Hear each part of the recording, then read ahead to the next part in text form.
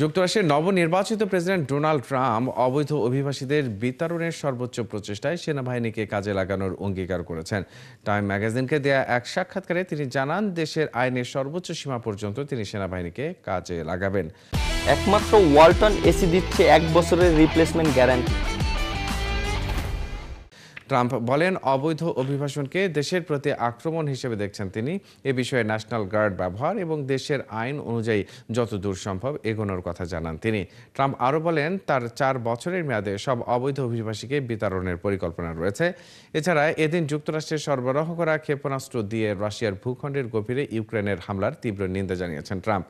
Time ম্যাগাজিনে দেয়া সাক্ষাৎকারে Trump বলেন, রাশিয়ায় যে হামলার ঘটনা ঘটেছে তা সম্পূর্ণ পাগলামি। তারা শুধু যুদ্ধের উত্তেজনা বাড়াচ্ছেন বলেও উল্লেখ করেন তিনি।